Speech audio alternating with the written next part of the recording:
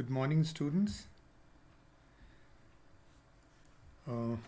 आज जो हम टॉपिक करने वाले हैं वो है education in relation to modern values, equity, equality, individual opportunity, social justice and dignity with reference to Indian constitution. जैसा कि मैं क्लास में पहले भी डिस्कस कर चुका हूँ कि किसी भी टॉपिक के दो मेन पार्ट्स हैं, एक कहते हैं फैक्चुअल, दूसरा कंसेप्चुअल।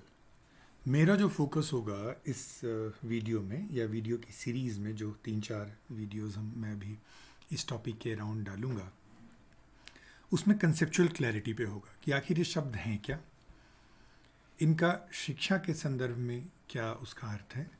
जहाँ तक कॉन्स्टिट्यूशन और इनका लिंक है शिक्षा के संदर्भ में, तो आपको याद होगा कि फर्स्ट सेमेस्टर में सेकेंड पेपर जो आपका था एजुकेशन इन कंटेम्प्रेरी इंडिया, उसमें हमने ऑलरेडी भारतीय संविधान में समानता, समता, अवसर, सामाजिक न्याय, उससे जुड़े हुए जो प्रावधान थे हमने उसका अध्ययन किया था।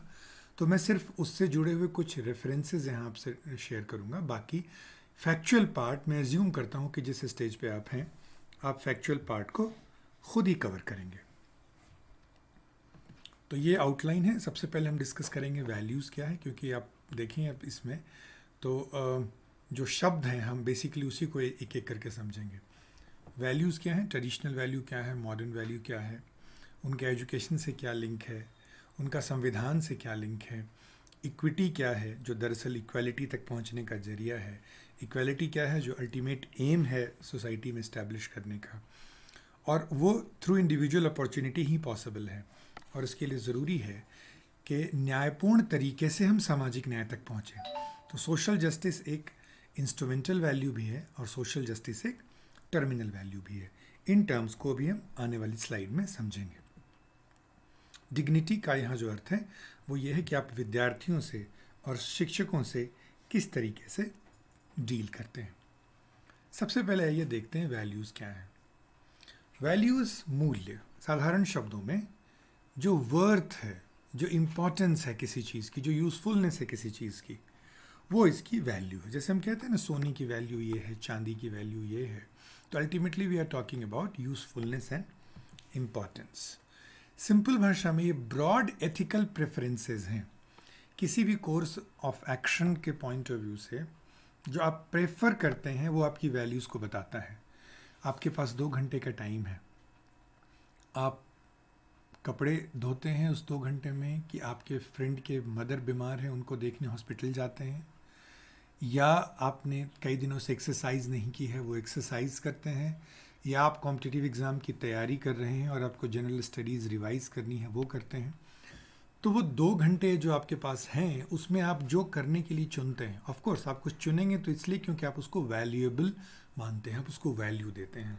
तो अल्टीमेटली ये प्रेफरेंसेस हैं जो हमको कोई ना कोई कोर्स ऑफ एक्शन चुनने के लिए प्रेरित करता है। और वैल्यूज़ डिग्री में वैरी करेगा। क्या करना चाहिए, मेरे लिए क्या बेस्ट होगा, वो निर्णय लेने में आपको वैल्यूज़ मदद करते हैं। अभी जो परिभाषा आप देख रहे हैं वो ऑलपर्ट, जिन्होंने वैल्यूज़ पर सबसे अधिक काम किया है और सबसे इम्पॉर्टेंट डेफिनेशन है उनकी, वो कहते हैं a shared and enduring belief about ideal modes of behaviour और एंड स्टेट ऑफ एग्जिस्टेंस। 2 तरह की वैल्यूज़ की बात करते हैं, टर्मिनल और इंस्ट्रूमेंटल। इसको हम थोड़ा और डिटेल समझते हैं। ऑलपोर्ट कह रहे हैं कि अल्टीमेटली वैल्यू एक तरह का बिलीफ है। कैसा बिलीफ है? जो शेयर करते हैं हम। सिर्फ मेरी ही बिलीफ नहीं है, कई लोग उसको सब्सक्राइब करते हैं तो वो वैल्यू बनती है। और इंड्योरिंग है। इंड्योरिंग का अर्थ ये है कि ऐसा नहीं है कि आज तो है वो और कल नहीं है, 2 बजे तक तो है बट 2 बजे के बाद वो नहीं है बिलीफ, तो उसको हम वैल्यू नहीं कहेंगे क्योंकि वो इंड्योरिंग नहीं है। और किस चीज़ के बारे में बिलीफ है? मोड्स ऑफ बिहेवियर के बारे में और एंड स्टेट ऑफ एग्जिस्टेंस के बारे में। इसको आप ऐसे समझें कि मोड्स ऑफ बिहेवियर मीन्स है और एंड स्टेट ऑफ एग्जिस्टेंस लक्ष्य है, साधन और साध्य। फॉर एग्जाम्पल शांति। शांति एक वैल्यू है, पीस। लेकिन वो कैसी वैल्यू है? इंस्ट्रूमेंटल वैल्यू है या टर्मिनल वैल्यू है? टर्मिनल वैल्यू का मतलब हुआ and state of existence. Ultimately हम शांति तक पहुंचना चाहते हैं, तो हो सकता है उसके लिए जो रास्ता चुना है हमने वो वॉर का हो। तो सही कार्यों के लिए हिंसा करना, बहादुरी के नाम पर, देशभक्ति के नाम पर, जिस नाम पर है, वो भी एक वैल्यू है। तो लेकिन उस वैल्यू को हम मोड ऑफ बिहेवियर के रूप में देखते हैं, तो वो इंस्ट्रूमेंटल वैल्यू है। पॉलिटिकल साइंस की भाषा में कहें तो यदि आप चाणक्य या मैकियावेली को फॉलो करते हैं तो वो कहते हैं कि यदि आपका लक्ष्य शुभ है तो आपके साधन शुभ है या अशुभ, इससे कोई फर्क नहीं पड़ता। तो वो साम दाम दंड भेद की बात करते हैं, क्योंकि उनके लिए एंड स्टेट ऑफ एग्जिस्टेंस जो है वो बहुत इंपॉर्टेंट है, और वो शुभ है तो साधन कैसे हैं फर्क नहीं पड़ता। लेकिन यदि आप गांधीयन वैल्यू को मानते हैं तो गांधी कहते हैं कि आपके साधन भी पवित्र होने चाहिए। साधे तो पवित्र होने ही चाहिए, साधन भी पवित्र होने चाहिए। तो आप ये देख रहे हैं कि इंस्ट्रूमेंटल वैल्यू वो वैल्यूज़ हैं जिनसे हम एक लक्ष्य तक पहुंचना चाहते हैं, और जिस लक्ष्य तक पहुंचना चाहते हैं वो भी एक वैल्यू है। दया, प्रेम, शांति, अहिंसा, ये जो वैल्यूज़ हैं वो हम डिस्कस कर सकते हैं कि टर्मिनल है, इंस्ट्रूमेंटल है। For example social justice. Social justice terminal value भी है और इंस्ट्रूमेंटल वैल्यू है। मतलब हम न्यायपूर्ण तरीके से न्याय दिलवाना चाहते हैं, तो न्यायपूर्ण तरीका वो इंस्ट्रूमेंटल वैल्यू हो गया, और अल्टीमेटली न्याय तक पहुंचना वो टर्मिनल वैल्यू हो गया। वैल्यूज़ बदलते रहे हैं। ट्रेडिशनल सोसाइटीज़ की वैल्यू कुछ और रही है, मॉडर्न सोसाइटीज़ की वैल्यू कुछ और रही है, और पोस्ट मॉडर्न सोसाइटीज़ की वैल्यू कुछ और रही हैं। तो जैसे ट्रेडिशनल वैल्यूज़ में जो फोकस है वो कम्युनिटी पे है, मॉडर्न वैल्यू में फोकस नेशन पे है, और पोस्ट मॉडर्न सोसाइटीज़ में फोकस ग्लोबल पे है। तो communitarianism traditional value, nationalism modern value, and globalism post modern value. Economic systems change हुई हैं। एग्रेरियन सिस्टम है ट्रेडिशनल, मॉडर्न जो है वो इंडस्ट्रियल सिस्टम है, और पोस्ट मॉडर्न में फिर से जो है डिसेंट्रलाइजेशन हमको दिखाई पड़ता है।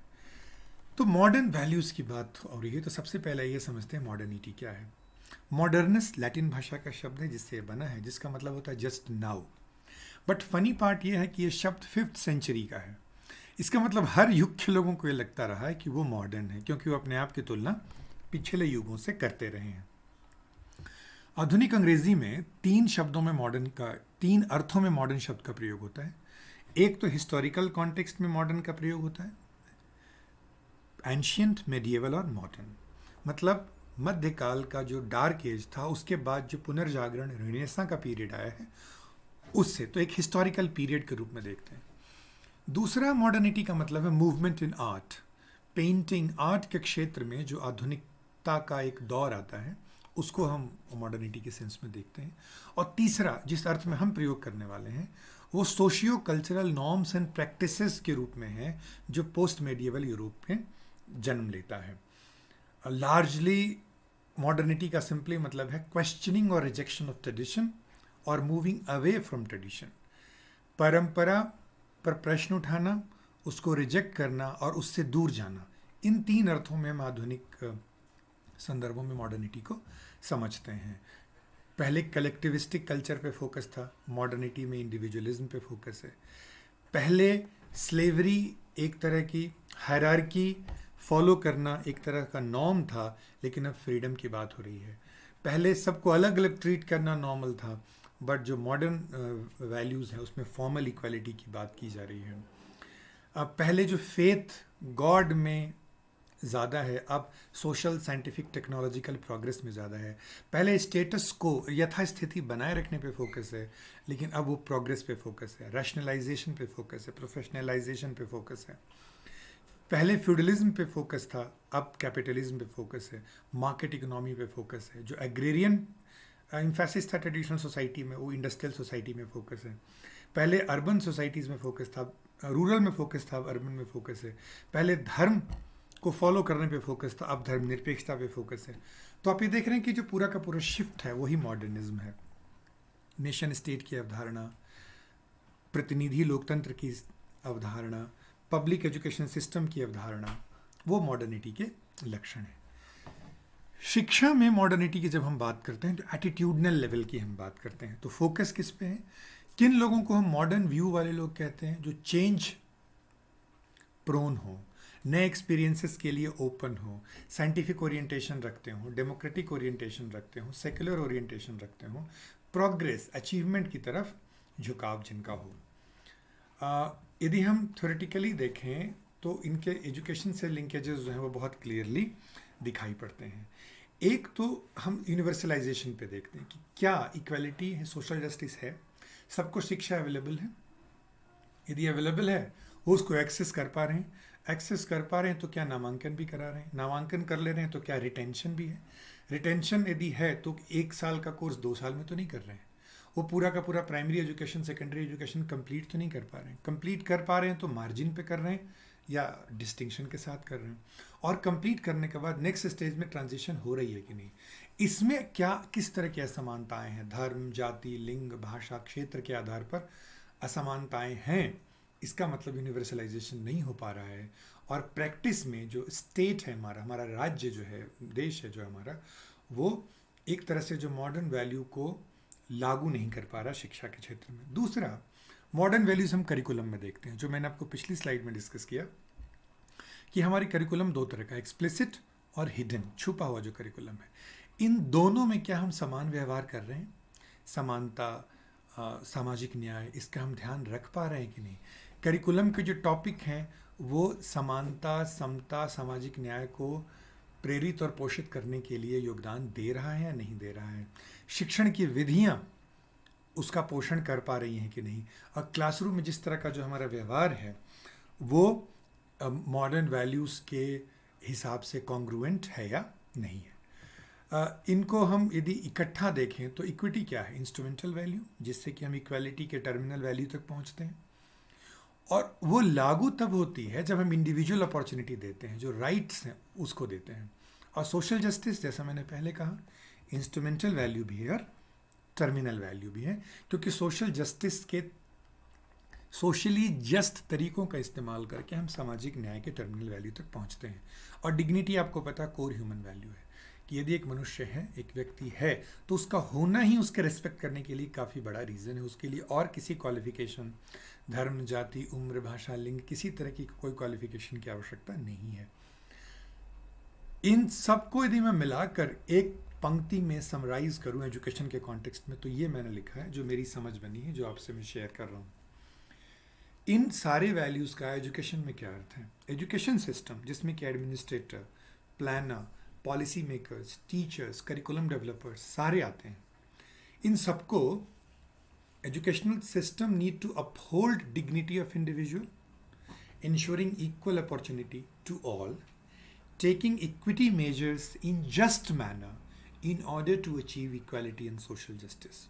अर्थात समानता और सामाजिक न्याय को प्राप्त करने के लिए जो पूरा हमारा शिक्षण का तंत्र है, जिसमें प्रशासक, जिसमें नियोजनकर्ता, जिसमें नीति निर्माता, शिक्षक, पाठ्यक्रम विकसित करने वाले लोग, ये व्यक्ति की गरिमा, डिग्निटी, व्यक्ति की गरिमा को अपहोल्ड करते हैं, सबको बराबर मौके देते हैं, और इक्विटी के मेजर्स इस तरह से लेते हैं, समता के कार्यक्रम इस तरह से चलाते हैं कि समाज में समानता आए, उपलब्धि की समानता आए, इक्वालिटी ऑफ आउटकम्स आए, और सामाजिक न्याय भी अचीव हो। इन 5 जो वैल्यूज़ हैं, इनके बारे में अलग अलग हम डिस्कस करेंगे अगले वीडियोज़ में।